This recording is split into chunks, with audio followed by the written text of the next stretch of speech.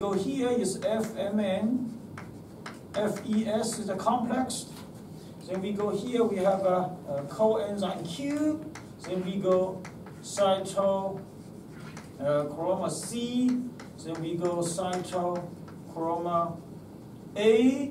Then we go cytochroma A3. Then finally is oxygen. And this is a very standard electron transport chain. The electron is transferred, accompanied with the energy generated. Now there is a several knowledge we can review. So why the NAD is here, FAD is here, coenzyme Q is here, and the oxygen is here? Because we based on the 2-half reaction. Here we use a voltage value. Well, What's the last one? oxygen. Or no? Cytochrome A3, A, C. Briefly, I mean, there's a somewhat complicated one, but this is a complex. So the 2-half reaction, we're using a voltage value. If the NADH2 kind of like a negative, this is like 0.8 something, and this oxygen is very positive, it's like a 1.5-ish. And then you can see the voltage value. We will usually say it's an absolute value from lower to high. Okay? Because when you have a lower voltage value, that means it's a good electron donor, and the more positive is a more better electron acceptor. And when you have this electron transfer, what happens? They activate the enzyme, which is called dehydrogenase. So there is one chemical will be repelled from inside of the cell to outside of the cell membrane. That is a proton. So the proton will be goes there, okay, accumulated. When more and more proton accumulated, they generate a potential energy. We call it a proton motive force. Then the potential energy will be transferred, become a kinetic energy. That is following our energy rule number 2, which is energy only transfer, not destroy or created. So when you have a proton motive force, all these protons created, what happened? There is one day they will come back. When they come back, they activate ATPase, which is an enzyme. And then the ADP will become ATP. And in the bacteria, they also accompanied with flagellar rotation. And this is a very important theory called chemoosmosis, created by Dr. Peter Mitchell in 1932 and win the Nobel Prize. But keep in mind, this is just one of the theory. There's lots of other theory talk about oxidative phosphorylation. So oxidative phosphorylation related to electron transport chain. So then we had a question for the exam.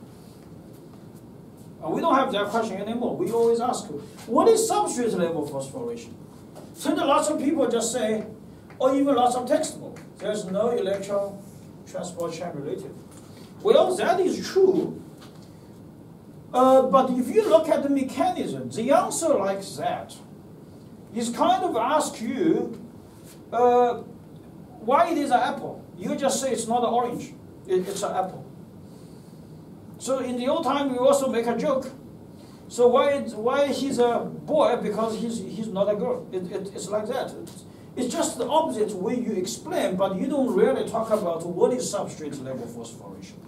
So if we want to talk about that guy, then we need to go back to talk about the delta G equals delta H minus T delta S. So what is that called? This is called a Gibbs equation. When you have a Gibbs equation, you will explain the difference thing. This is called entropy, and this is called temperature, which is Kelvin. We will mention this all the time, especially talk about the water. The temperature here in the chemistry class, for the chemistry class, is not degree Celsius, is not degree Fahrenheit, is Kelvin. So 1 Kelvin equals degree Celsius minus 273.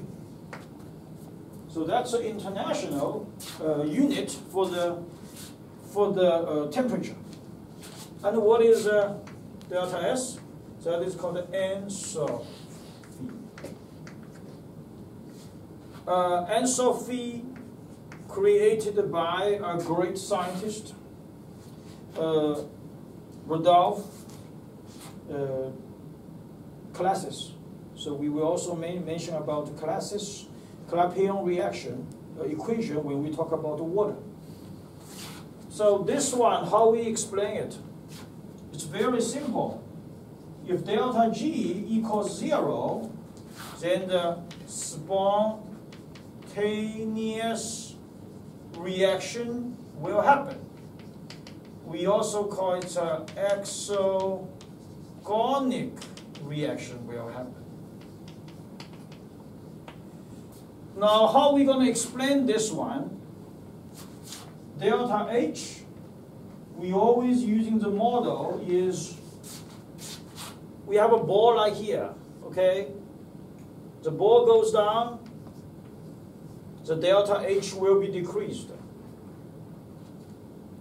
because spontaneous reaction can happen. So how about delta S, how we explain it?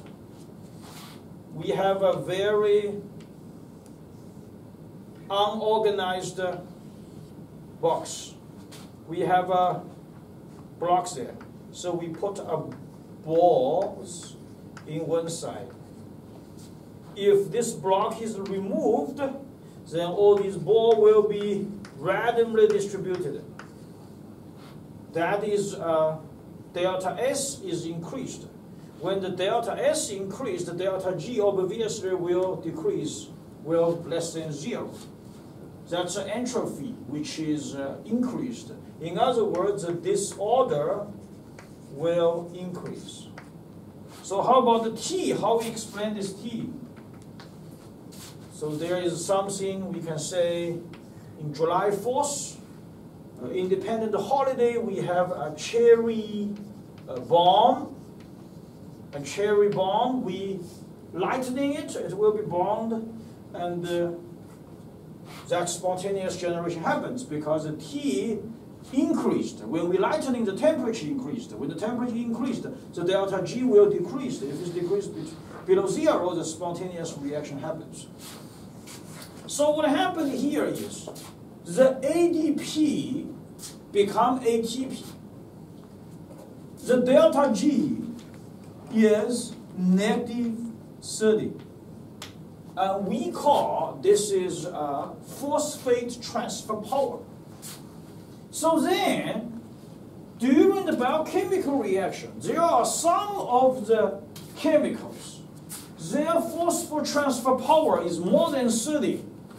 For example, phosphoenolpyruvate, their phosphate transfer power is -46. And we usually give them absolutely value. So it is phosphate transfer power is 46. That number is more than 30. That's why phosphate could be directly added into ATP. ADP becomes ATP. Then we also find that, such as 1,3-biphosphoglycerate, they are and a phosphate transfer power is kind of like 35 to 42. It's minus, but we put the absolute value there. So that number is also larger than 30. So that's why the phosphate could happen is generates ATP naturally or directly. But then there's a remaining question is, you have a glucose 6-phosphate. You have a fructose 6-phosphate. It seems like they have a phosphate. But why these chemicals cannot participate in the substrate level phosphorylation? The reason is that their phosphor transfer power is less than 30. So glucose 6-phosphate around like -30. So absolute value is about 13. Fructose 6-phosphates, this is about like 15. So the absolute value is about 15 phosphor transfer power. Okay? So, this is where we're going to end. We talk about the basic reaction of these biochemistry, the ATP calculation, the ATP generate.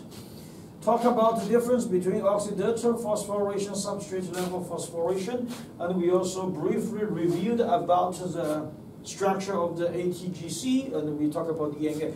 So by the way, because of a structure like that, so if you notice the DNA and the RNA, they're composed by a base, by a 5-carbon ribose or deoxyribose and the phosphates. So there's only 3 chemicals. So the scientists area, they say the DNA and RNA are very boring chemical. Because protein, we have a structure of the amino acids composed by peptides. They have a secondary, tertiary and quaternary structure. So that's more dynamic compared to the DNA and the RNA. So this is something I wanted to introduce to you. Okay, so these first 2 classes, we go over the basic chemistry and also biochemistry. And Thursday, we're going to go ahead to talk about, or next week, Tuesday, we're going to talk about water. Okay, I have like 4 classes, 3 classes talk about water and also the ice. Because it's a good time to talk about ice. Okay.